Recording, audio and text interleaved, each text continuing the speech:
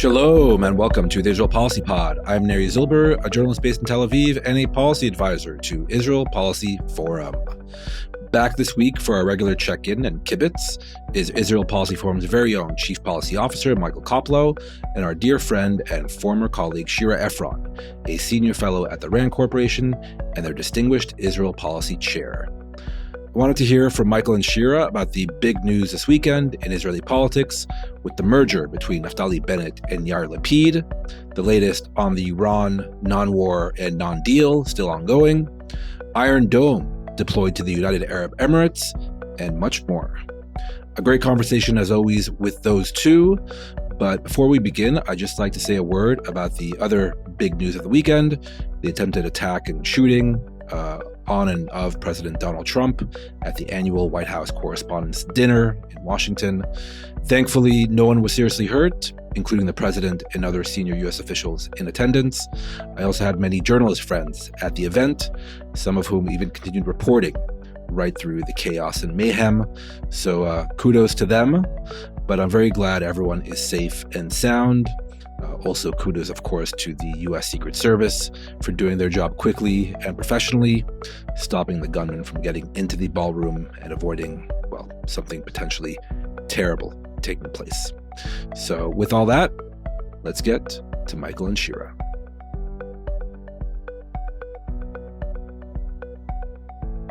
Hi, Michael. Hi, Shira. Welcome back to the podcast. Hi, Neri. Hi, Michael. Good to be here. Hi, guys. Good to see you. Good to see you both, especially Michael, bright and early on a Monday morning. Why, Michael?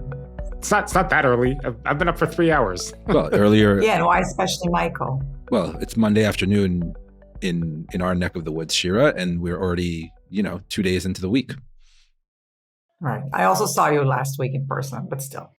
That's true. How are you both doing? I'm doing all right. How about you guys? Praise the Lord. Baruch Hashem. Alhamdulillah. Everything's fine. Yeah. This waiting game, but the waiting game doesn't mean that there isn't a lack of activity, far from it. So what I wanted to do this week is touch on several recent big ticket stories and issues in the news. And I dare say probably for the first time in 4 or 5 months, we won't be starting with Iran, actually. We'll be starting with Israeli domestic politics and the big news literally 24 hours ago that came down the pike. Former Prime Ministers Naftali Bennett and Yair Lapid announced that they would be merging their two parties ahead of elections later this year. The new party will be called Biyachad, together in Hebrew. And Bennett, not Lapid, will be the head of the party and their clear candidate for Prime Minister. We should mention that Bennett's previously unnamed party was already polling pretty close to Bibi Netanyahu's Likud party in the polls. So this new party has a really good chance, at least in opinion polls, at least theoretically, emphasis on theoretically, of ending up as perhaps the largest party in the next Knesset. So a dramatic event, really the kickoff to election season here in Israel, with elections scheduled, at least by law, to late October at the latest. So, Michael, let's start with you. Your initial thoughts when you saw this news flash on your phone yesterday, were you surprised? No, I was not surprised, and I think it makes a lot of sense for both. I wasn't surprised because this is the third time they've effectively partnered. The first was 2013 to 2015 when they had their so-called alliance of brothers, right? Is that what they called it, if memory serves correctly? Bros, exactly.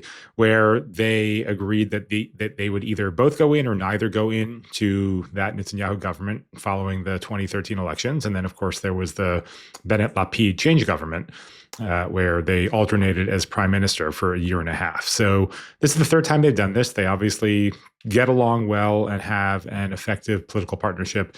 So I wasn't surprised. And it makes sense for both of them, given their respective weaknesses. Lapid is going down in the polls. Every week he seems to lose another seat. And so joining with Bennett gives him a boost. Bennett doesn't really have any political party apparatus or nearly as much funding as he has now that he joins with Lapid and gets the benefit of all the Yesh Atid infrastructure. So it makes sense. Obviously, there are some downsides, and we can speculate on what those might be. If you're a right-wing voter who is going to vote for Bennett, maybe you are put off by Lapid. But I think in general, this makes sense. The converse. If you were a more left-wing voter, potentially voting for Lapid, and now Naftali Bennett is the head of your party. Absolutely. Although I suspect that the more left-wing voters are in Yair Golan's camp anyway, not Yair Lapid's camp. But, I think in general, this makes sense for both of them. I don't know that it's going to actually net them more seats together than they would have gotten separately. But as I said, it does bring benefits to both of them, especially if you're Lapid and you're actually worried about getting close to the threshold and Bennett with funding. The more interesting part of this to me is actually not Bennett and Lapid. It's the people who are left unspoken. So we have Gadi Eisenkot, we have Benny Gantz, and what this does to them or how they react to this, I think is actually more interesting. There's now speculation that Gadi Eisenkot might join with Bennett and Lapid. Mm-hmm. I actually think that would be a political mistake for the anti-Bibi bloc because Eisenkot does seem to be drawing folks from the right, people who maybe would have voted for Bibi or Likud in the past. And I think they like Eisenkot because his security credentials, he's Mizrahi, which, is also a big deal in a lot of ways. He doesn't code as a politician the same way that certainly Bibi does, but also Lapid and Bennett. So I think he might actually be able to bring people from the other bloc. And I do worry that if he joins with Lapid and Bennett, then voters who may not like Lapid and Bennett, but do like Eisenkot might look elsewhere. And, this should be about increasing the size of the bloc, right? Not increasing your share within the bloc. And so I don't know that Eisenkot joining with them makes a lot of sense politically. The other person to talk about is Benny Gantz, because, he is in many polls below the threshold. And so there's a world in which it makes sense to say, all right, just ignore this guy and let him go. But Bibi is definitely going to try, I think, to bring him into his camp, especially because Gantz has been open that he would be happy to sit in a government that includes Netanyahu. And while we've been counting Gantz if he's above the threshold in the anti-Bibi bloc, if Bibi somehow orchestrates a merger on the right that brings in Gantz, or maybe even brings him into Likud, then that actually might shift some votes. And, in the anti-Bibi bloc, these guys all hate Gantz, right? They've all joined with him and it's split apart. So it's hard for me to see Lapid or Eisenkot reaching out to Gantz and saying, come with us as a way of keeping him from Bibi, and sort of letting him fall. But I have no idea where this leaves Gantz and what those machinations are like, but that's actually more interesting to me than the Lapid-Bennett stuff on its own. Hold on one second, Shira. Just for our listeners and viewers, Yesh Atid is Yair Lapid's centrist party, second largest party in the current Knesset. And Gadi Eisenkot, obviously the former chief of staff of the IDF, entered politics, I think the last election cycle, and had been in Benny Gantz's party, and then, like Michael alluded to, like everyone else that has partnered with Benny Gantz, he split from Benny Gantz, and now Eisenkot, at least nominally, is heading his own party.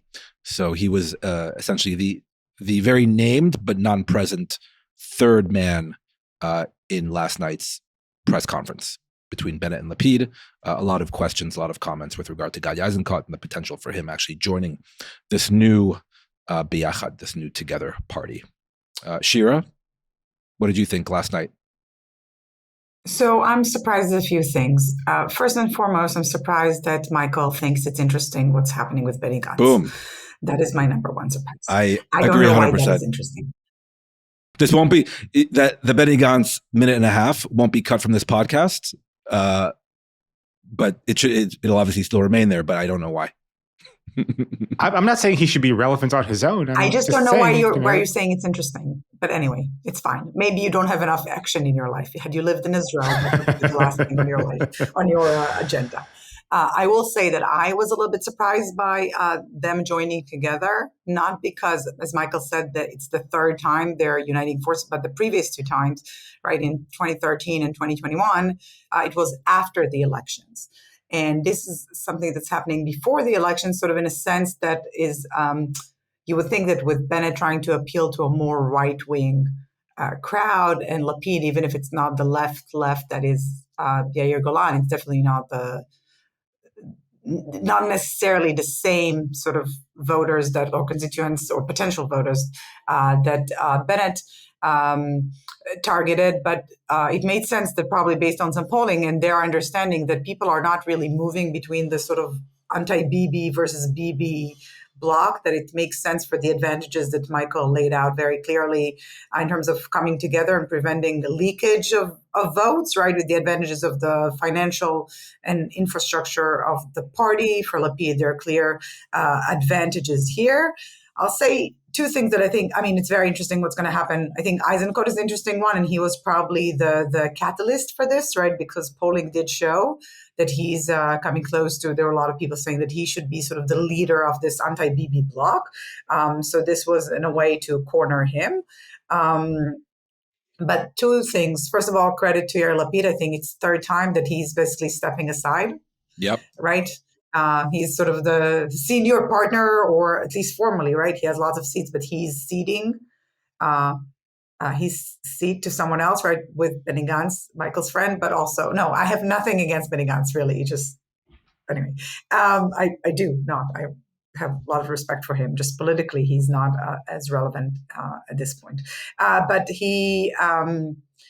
so kudos to Lapid that he clearly, and not for the first time, showed that he cares about the state of Israel more than his personal career, which I think he should be given credit to. Mm-hmm. I think it was also interesting to see the Bibi, sort of the Likud counter campaign yesterday, immediately showing Lapid and Bennett and Mansour Abbas and like Arabs, they will go with the Arabs and all this like smear campaign. And I got to tell you, and this is something that, I think to outside voters may not be clear, but if there's something that there's so many things that are frustrating in Israel in the last several years, but the fact that it's legitimate to outcast or to just ignore 20% of the population because they're of a different religion mm-hmm. and ethnicity, and that even Gadi Eisenkot today is apparently calling for an opposition leaders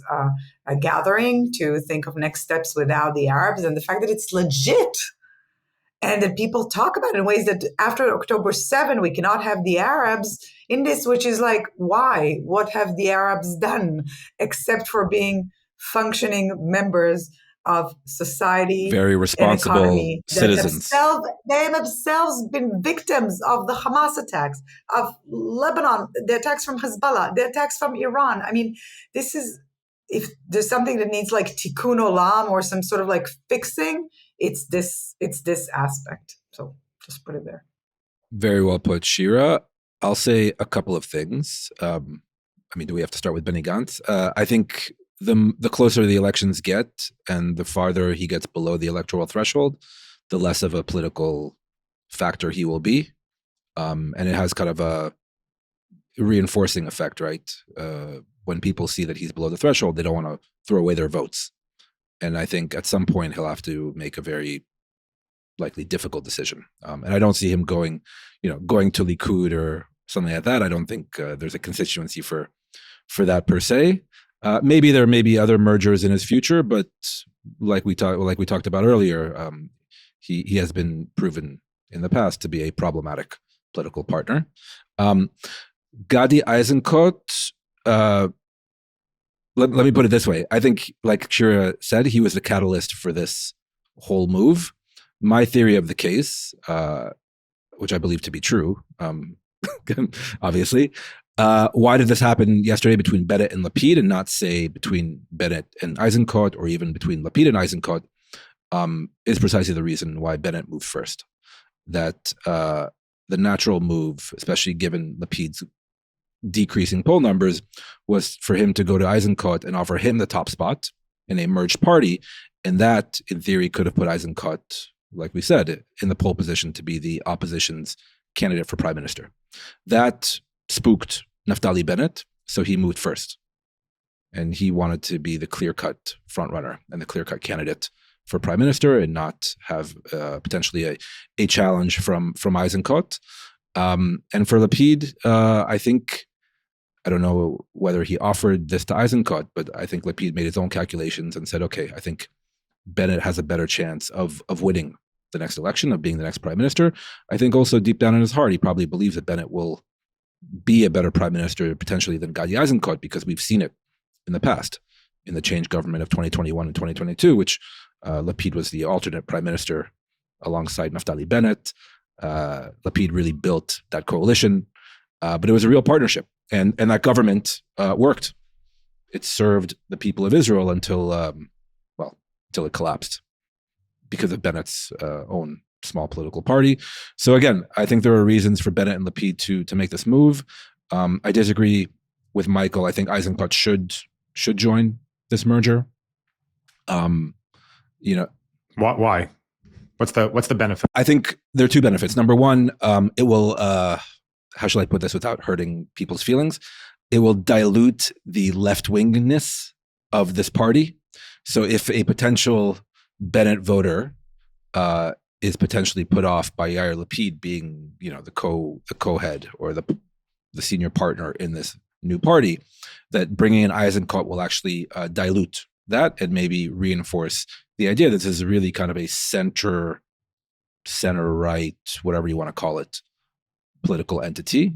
So kind of reinforcing the security bona fides, reinforcing, like you said, Eisenkot's Mizrahi. He's also, by the way, he lost his son in the Gaza war. He lost his nephew in the Gaza war. These are things that are important here in Israel, especially after the 7th of October in the last 2.5 years. So I think it will only kind of increase the appeal of this particular party, not decrease the appeal.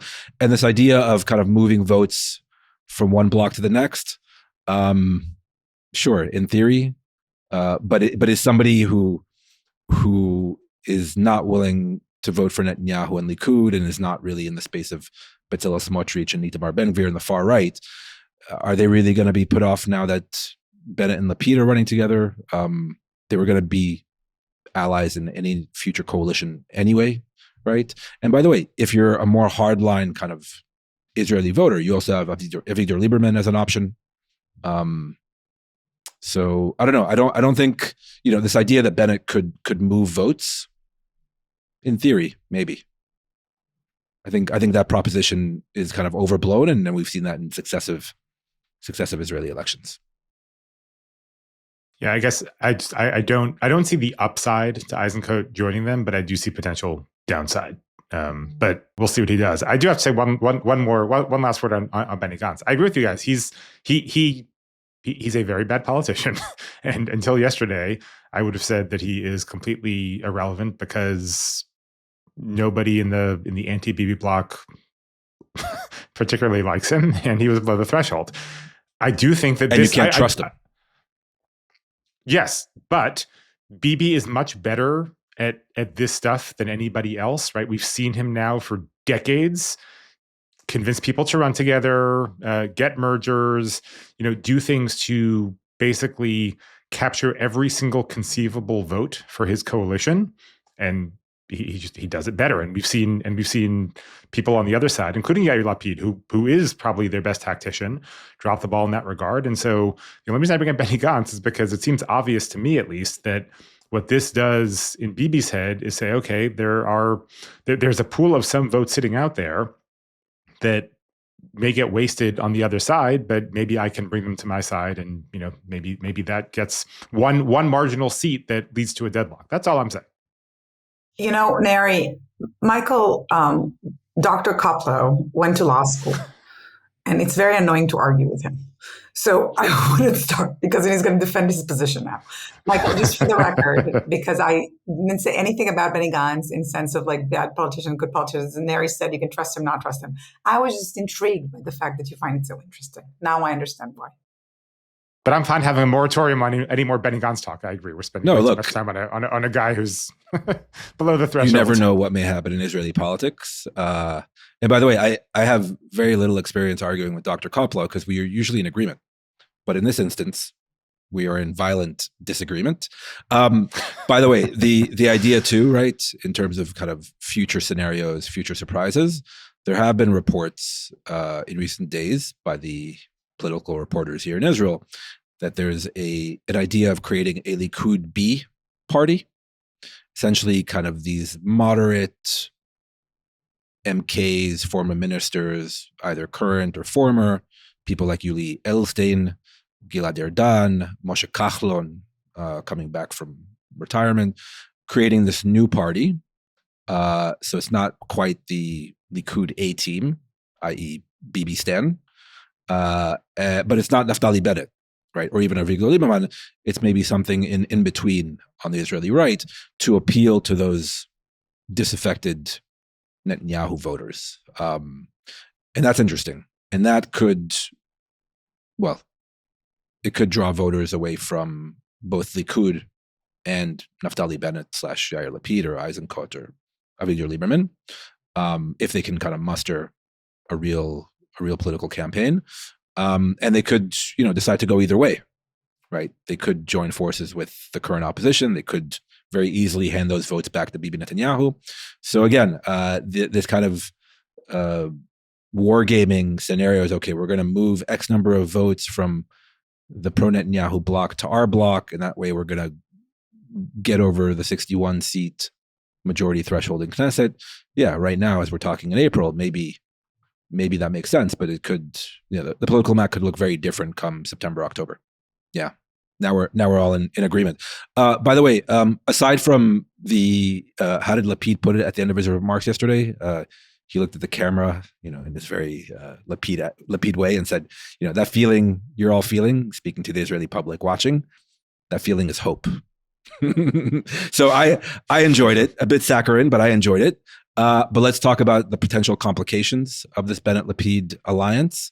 And they didn't really shy away from saying there are issues that they don't agree on. And Bennett very clearly in his own comments said, I believe in holding on to, how did he put it, our ancestral lands, and we will not give away 1 centimeter to the enemy. That's a clear reference, I believe, to the West Bank. So do you see this issue complicating the bromance, the renewed bromance, the official bromance, Michael? I hate to say it, but I don't. Listen, post-October 7th in particular, the idea that this is going to fall apart on the Palestinian issue, that just seems inconceivable to me. And there's this epithet that has been going around DC for a long time. PEP, people are progressive except for Palestine, right? It was sort of a knock on the pro-Israel left. And in the context of Israeli politics today, Naftali Bennett describes himself as a liberal, right? He's going to rebuild the liberal right. It's liberal on everything except for the Palestinian issue, except for the West Bank, and that's going to fly completely because who's gonna step in there and contest him on that, particularly if it means getting rid of this government. Even Yair Golan, the only leader of a Jewish party out there who's really talking about the West Bank and the Palestinian issue, he's not gonna let that stop him from joining this government, assuming that they can form one, full-throatedly and becoming a minister. And I'm not saying this is a criticism. I understand the politics of it, but it does certainly leave me a bit upset in the sense that this is such a critical issue for Israel's future. And at this point, it's just consensus in the anti-Bibi bloc, effectively, that there's not going to be any movement on it. Naftali Bennett's thing from the change government, right, was that the way he put it, usually I think was 80% of the voters agree on 80% of the issues, and that's what we're going to deal with. Last night too. Yeah, well, that part that part that's left out of there is not a minor issue. The Israeli-Palestinian conflict. No, it's not a minor issue at all. It's the Israeli-Palestinian conflict, and so I do expect that if they're able to form a government, there will be changes in the West Bank. I find it impossible to imagine that they will take the same hands-off stance to Jewish terrorism and settler violence. I find it impossible to imagine that they will approve 103 new settlements over the course of their government, which this government has done in 3.5 years. I find it impossible to imagine that they will just let illegal farms and outposts go rampant in Area B. Area C might be another matter. But there will be changes, but nothing that's going to actually impact the trajectory of this in a huge way. And yeah, that's not a particularly hopeful thing from my perspective. Shira, what did you think of that bit in last night's press conference about very clearly we're not going to give a centimeter to the enemy of our ancestral land? Also, by the way, Bennett was asked in the Q&A, I believe, by a right-wing journalist, whether he supported Smotrich's, efforts, shall we say, his master plan in the West Bank of the past few years, and Bennett completely dodged the question. He blasted Smotrich for supporting ultra-Orthodox draft exemptions, draft dodging, and didn't even touch on the issue of settlements, which I think was a good move by Bennett.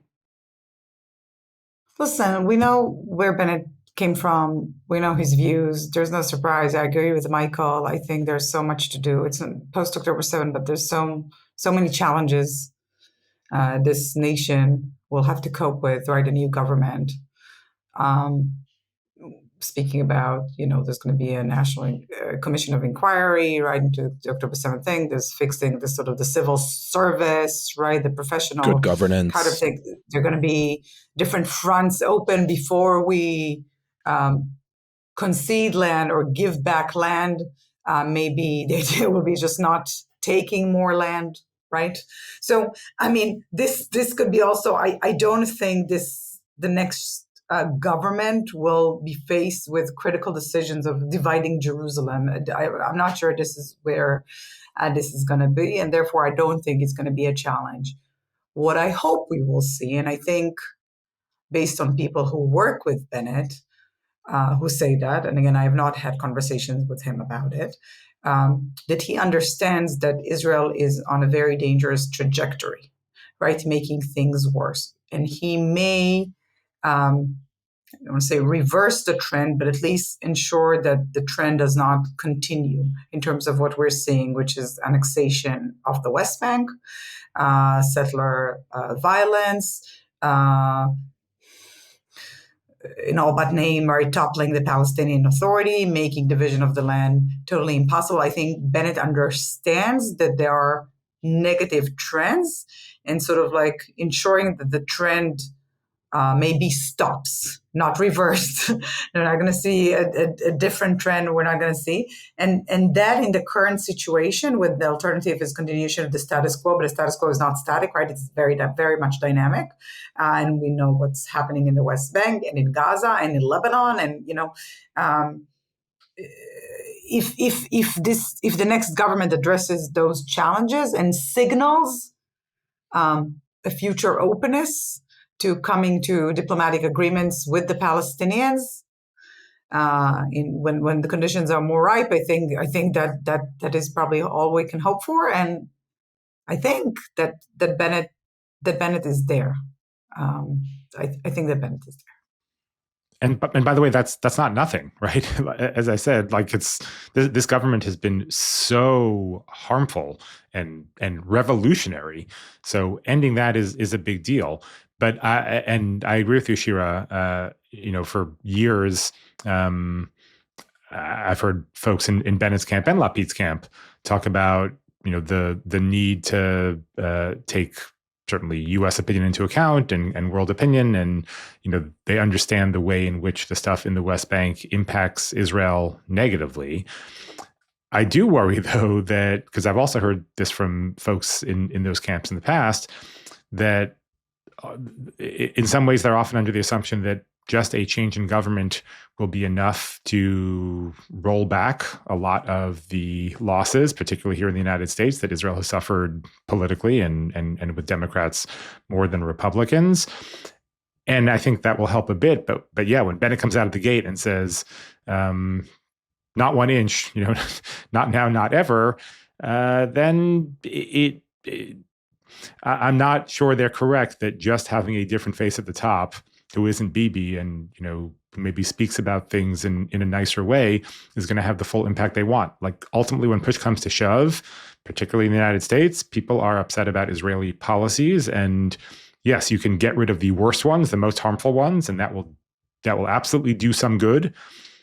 But they're going to run up against a wall. And that wall doesn't necessarily exist in the context of Israeli domestic politics, but it definitely exists here in the United States and in the U.S.-Israel relationship. And that has me worried. I agree with you 100%. And I think, while many pro-Israel constituencies will breathe a sigh of relief when there's a change in Israeli government, they're not going to have all the slack in the world, right? There's going to be an expectation of different policies. I'm just saying, I think Bennett says something different today before the elections, but based on, and again, this is not something, I don't know if I'm going to, but people around him say that he understands that the policies that he will have to support and lead this government he's not going to sound like that, right? He's still trying to win an election, appeal to constituencies. So I agree with you 100%. It really depends on what they will do. And I think this type of messaging doesn't help the U.S.-Israel relationship at the moment, but we'll have to wait and see what kind of messaging he has if, right, and when he's prime minister. And it's still an if. It's still an if. There's still an election to win, which is why you're hearing certain rhetoric and not other kinds of rhetoric. But I'll say the same thing I told you, Shira, and a few other of our friends in 2021 and 2022. Whatever non-Netanyahu government comes into being, hopefully later this year, or early next year after the election, it's a stepping stone government. They even call it, they don't even call it the government of change anymore like they did back then. They call it a government of repair and healing. And it's going to take a lot of repair and a lot of healing to undo the damage of the past 3 years, nearly 4 years. And there's a stepping stone government and stepping stone coalition to show that the Israeli center and the Israeli left and whatever other components are involved in potentially the next Israeli government can govern and can deliver, and primarily to keep Bibi Netanyahu out of the prime minister's office. That's the biggest electoral card that the Israeli right and the far right have by far, just based on the numbers. So yes, it's not everything we might hope for. It's definitely not everything that the people tweeting on Twitter hope for, when last night they were already like, well, there's no difference between Naftali Bennett and Bibi Netanyahu. Again, the same rhetoric we heard several years ago. There's a massive difference. There's a massive difference now. There will be a massive difference if and when Naftali Bennett becomes potentially the next prime minister. Again, we'll have time to debate all these points leading up to the election and definitely after the election.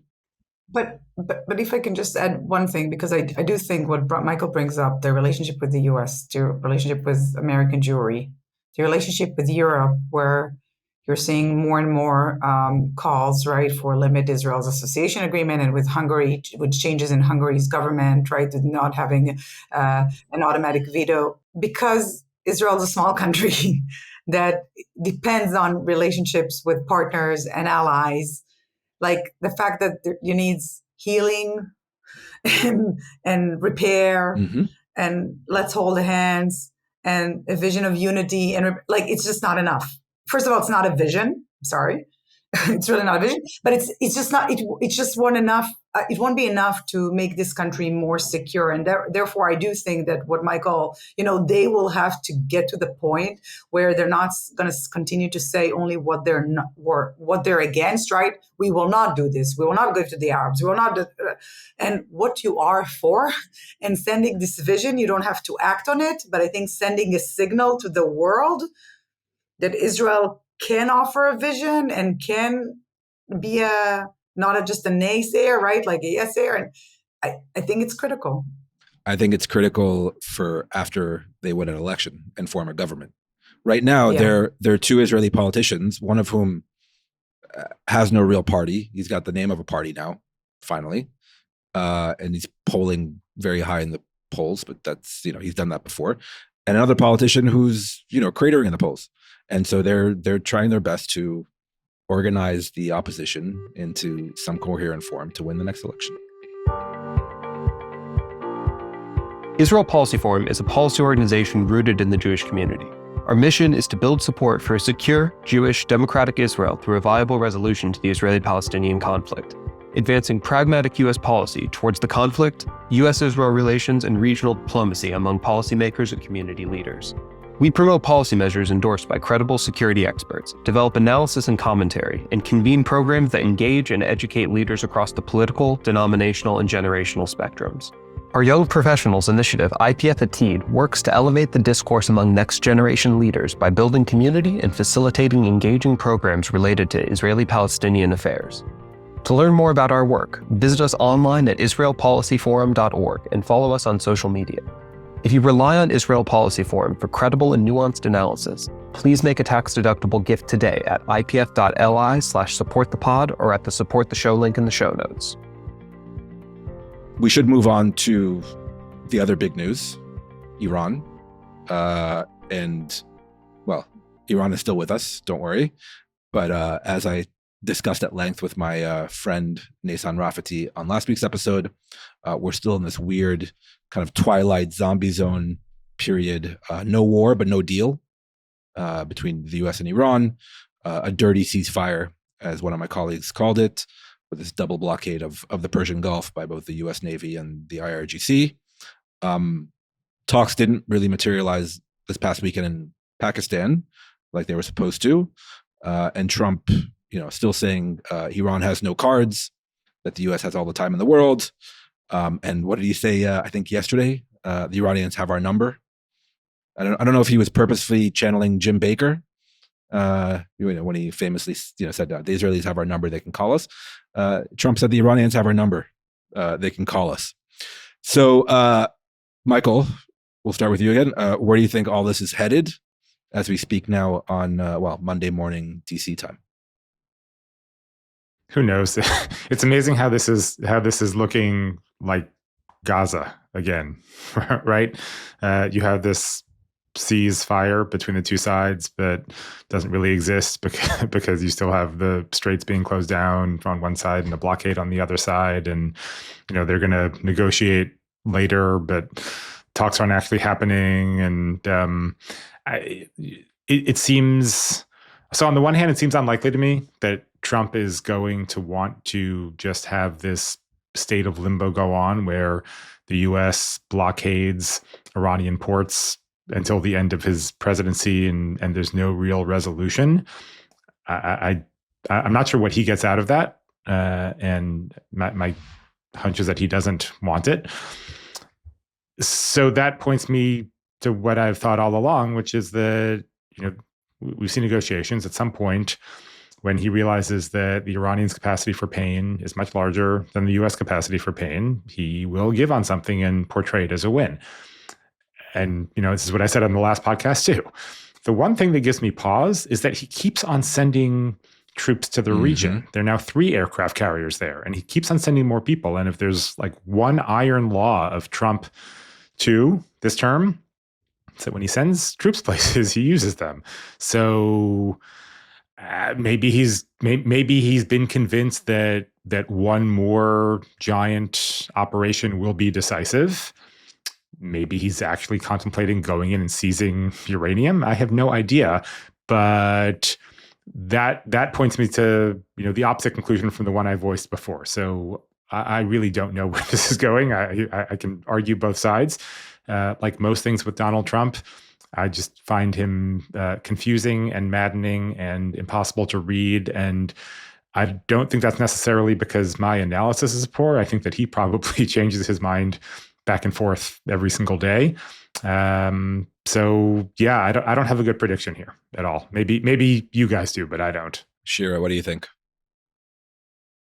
I mean, we are in the 8th week of this war that was supposed to, I think initially they probably planned for something shorter, but then Trump said 4 to 6 weeks, right? So we're beyond that.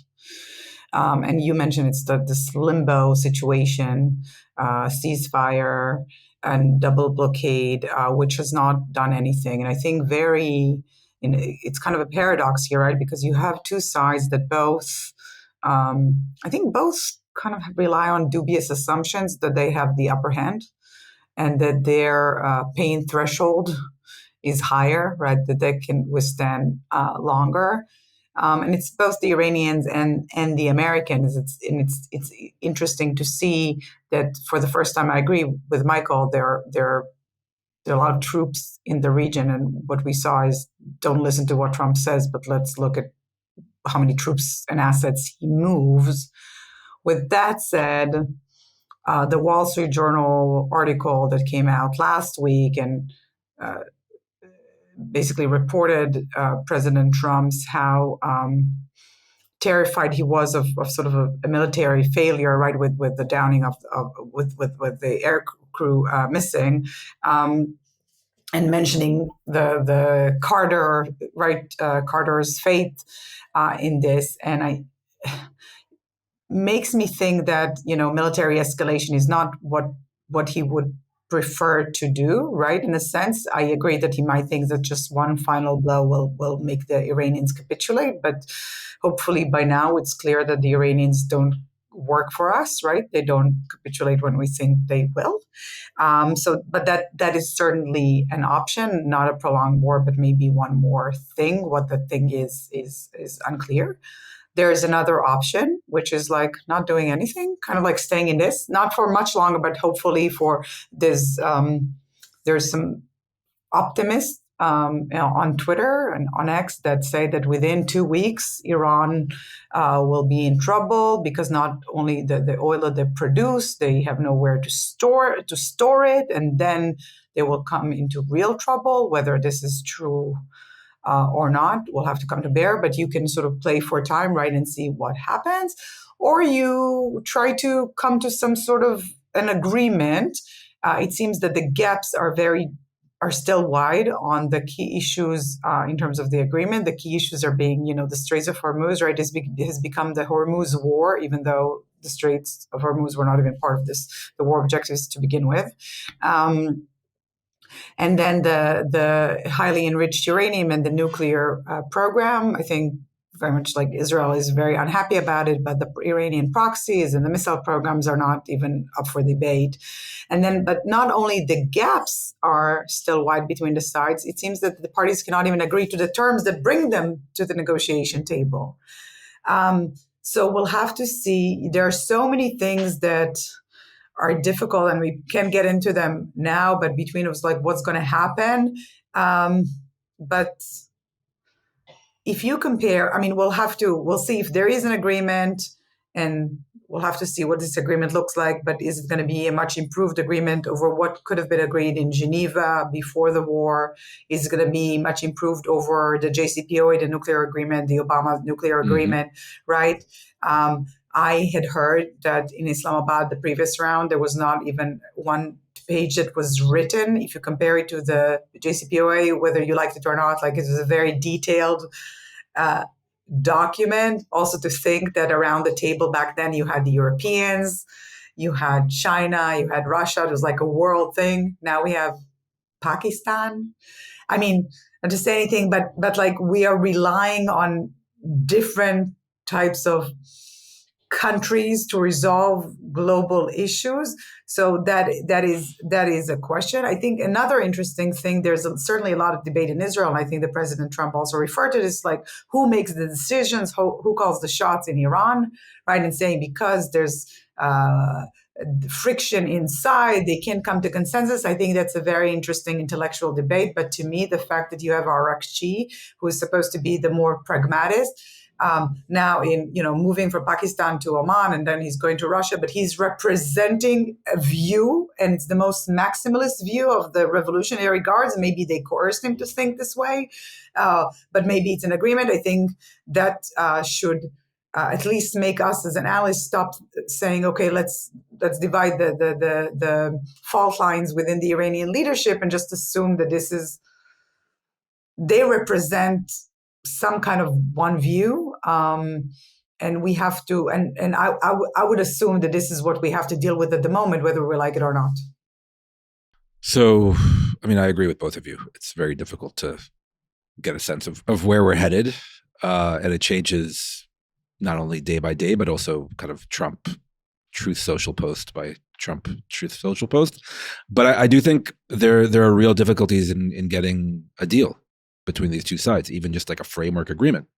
And that's not a minor point. It's not a minor difference on Hormuz, on the nuclear program, on sanctions relief potentially, and whatever Trump may feel deep down inside in terms of his unwillingness to kind of escalate again. I think that's where he's headed, right? If he doesn't get what he wants, he I don't think is going to cut and run. I don't think he can politically. I don't think he can personally in terms of taking that loss, at least not right now. And so I think the course of least resistance inside his own mind will be to, well, these guys are playing hardball. They're not giving me what I want, so I'm going to increase the pain, and hit a few more, well, not a few more, but power plants, infrastructure, and also go after the people he thinks inside the Iranian system are kind of striking a harder line in the negotiations. Neri, it is interesting to give some backup to what you just said. The cut and run argument is that he'll get a deal on the Strait of Hormuz and say, all right, we've even though it wasn't an issue before, we fixed it, it's open, and we've also bombed all their facilities, so the nuclear program effectively doesn't exist, and he'll call that a win, right? That seems to be the obvious scenario for the Trump cut and run, which again, I won't rule out completely. But it is interesting that when he is spoken about Iran over the past week, almost every single time he fixates on the nuclear issue more than anything else. He keeps on bringing it up, right? That it's unacceptable for them to have a nuclear weapon, that they've got to get rid of their nuclear dust, whatever he means by that. I assume he means the uranium. And so, yeah, I agree with you. It'll be harder for him to do the cut and run type deal. And maybe it's not where his head is at, given, if we trust his public statements, that he's kind of stream of consciousness. He does seem fixated on the nuclear issue. And if he doesn't think that he can get a deal on it, then yeah, maybe he thinks that more military escalation is the way.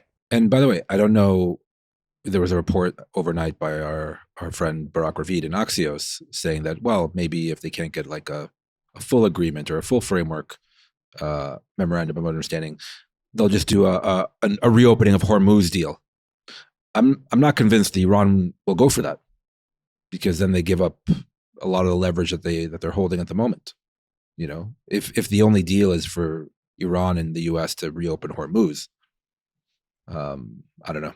I don't see that as being likely. Iran will want something once they use this card and they understand they have it. They will want, and they'll want something big. I think this is also something.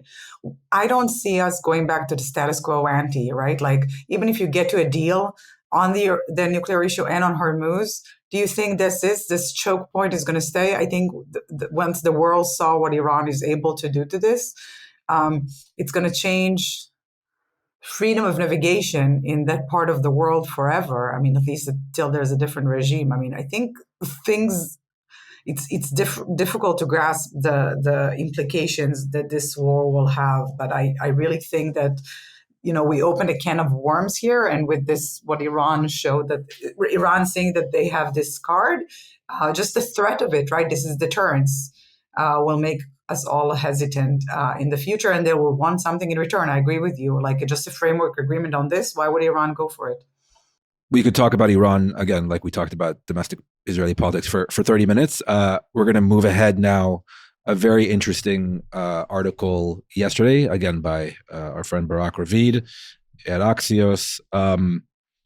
He reported that Israel, deployed an Iron Dome battery, along with a few dozen actual Israeli soldiers, to the United Arab Emirates during the Iran war. Massive scoop, which I think in normal times, in a more normal weekend, I think would have gotten a lot more attention. But a lot of firsts here. The first time an entire Iron Dome system has been deployed to a place not called Israel or the United States of America. The first time, I believe, the IDF has ever been deployed on foreign soil to help another country actually fight a war. First time ever, as opposed to covert operations and spy stuff. Correct me if I'm wrong, but I think it may actually have been the first time ever. And all this in a country, an Arab country that 6 years ago, Israel didn't have any formal diplomatic relations with. So a remarkable story. Shira, what did you make of this story? Which, by the way, I checked, and the story is accurate. So let's just lay it out there. What did you make of the story, and what do you think this says about the UAE? So here, I was not surprised. I actually knew this kind of, and you didn't tell me. No. I don't tell you everything. Yeah, you don't tell me everything. You're a journalist. No, but I knew. I knew it, and I know. I think it's very interesting. I think it's, as you said, it's a first. It highlights the really, what do you want, like, special relationship.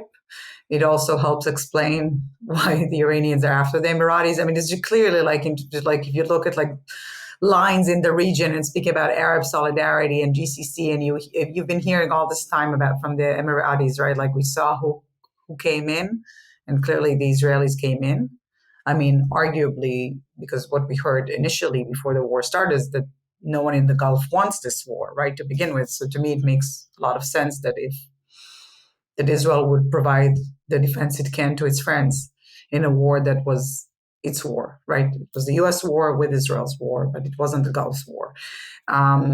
So interesting, definitely a strategic asset for Israel. Definitely interesting that the Emiratis did that. It's also interesting who leaked it. I don't think it was the Emiratis. I'm certain it wasn't the Emiratis. Exactly. And I am pretty convinced that this is aimed to serve as sort of the pretext or the justification for a Netanyahu request to be invited for a public visit to the UAE, which he has not done. He signed the Abraham Accords, right? With Bennett goes to the UAE all the time. Lapid goes all the time. They're all like visit. President Herzog. Sure, Benny Gantz goes all the time. But not Bibi. At least publicly. I don't know if he visited, not publicly, could be, but he publicly has not been there. And I think is someone who wants to show that he transformed the Middle East and that he brings peace through strength, right? And the Abraham Accords is an agreement that he signed. I'm sure this is tied to the two things. Very interesting. Although I can't imagine an Israeli prime minister flying to the Gulf right now. No? Really? I don't know. I mean, there's still if not a hot war, then some kind of war happening in the Gulf. Anyway, I mean, look, I'm not ruling out anything given the past few years of our lives, but very, very interesting theory. Shira? He also doesn't have to go now. He can go in just right before the election. Yeah. That would be, by the way, that would be a major reversal by the Emiratis, who have on purpose not invited Bibi Netanyahu to the UAE in recent years. They have not been happy with him or his government. It would look like an intervention in the elections if there's an invite right before the elections. Which hopefully they learned their lessons from past precedent. Hopefully. Yeah, but I'm saying there's clearly an interest by the prime minister to be invited. I'm sure there is an interest by the prime minister's office. Michael, and I'm sure the leak is connected to that interest. Interesting. I heard that the leak came from somewhere else, but we can talk about this offline. Somewhere else in Israel, but anyway, that's inside baseball. Michael, what did you think of this Barak Ravid #scoop? Pretty major story. Yeah, unlike Shira, I did not know about it. but it's not, here too, again, not Someone surprising. told me. I didn't have my own. In fairness, somebody had told me about a month ago to look at the UAE, and they couldn't give details, but they were almost like they wanted to tell me that this was happening. So I had a sense that clearly I have the wrong friends. I mean, you guys are just you're getting much juicier stuff than I am.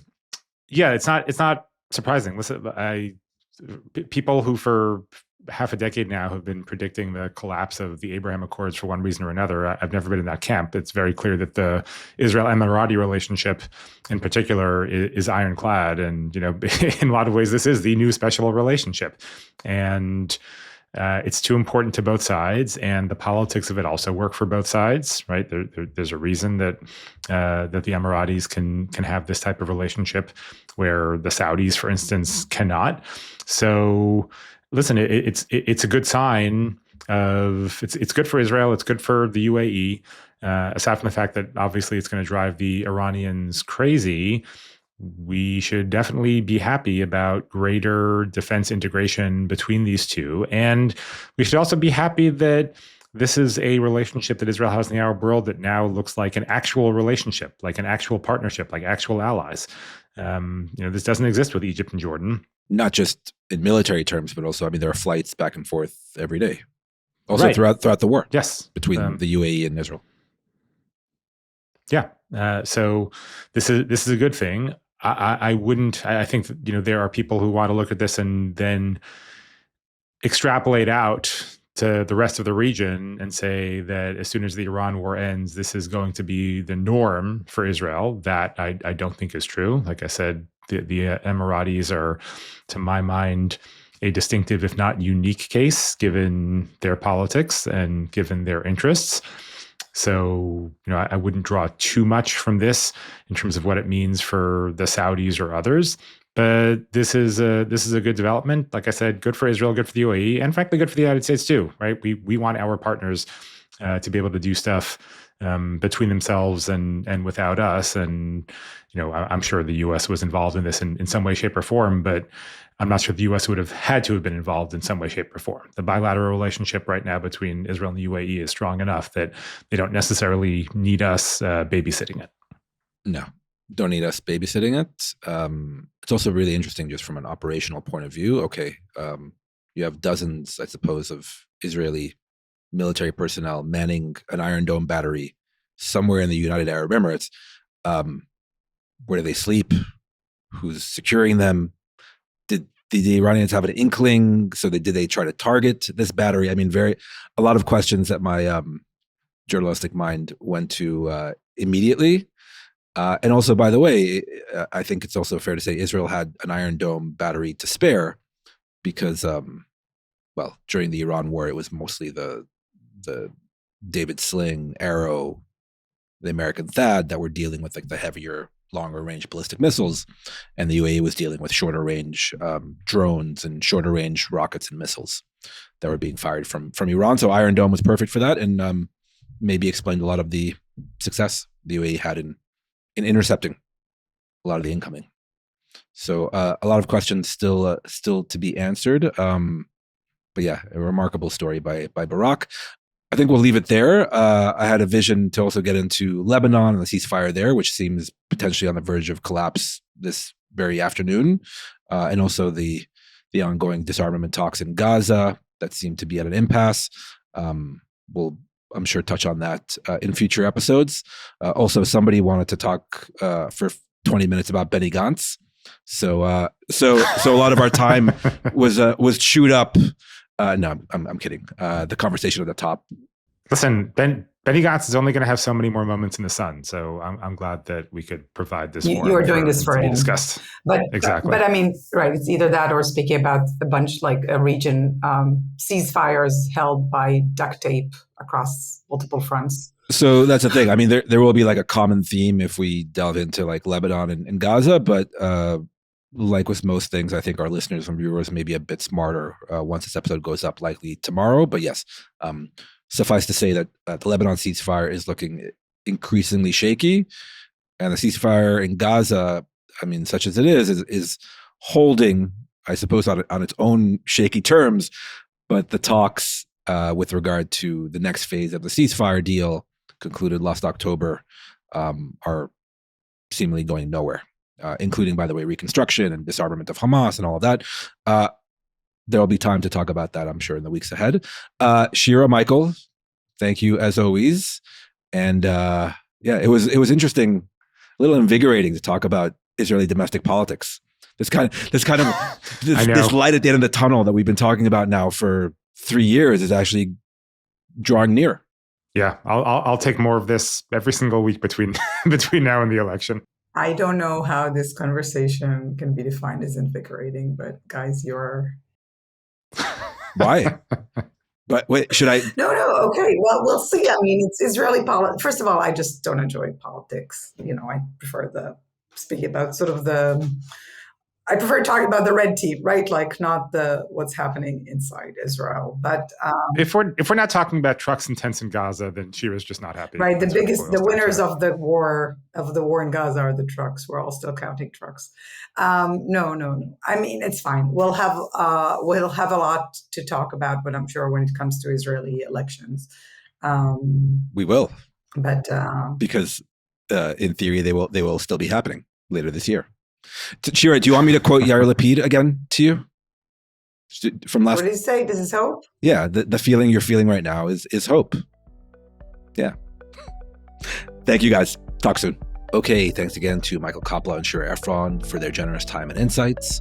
Also, a special thanks to our producer, Jacob Gilman, our editor, Tracy Levy, and our assistant producer, Eden Jesselson, as always, and to all of you who support Israel Policy Forum's work. Do consider making a donation to Israel Policy Forum so it can keep being a credible source of analysis and ideas on issues such as these that we all care deeply about, including this podcast. And most importantly, thank you for listening, and please subscribe and spread the word.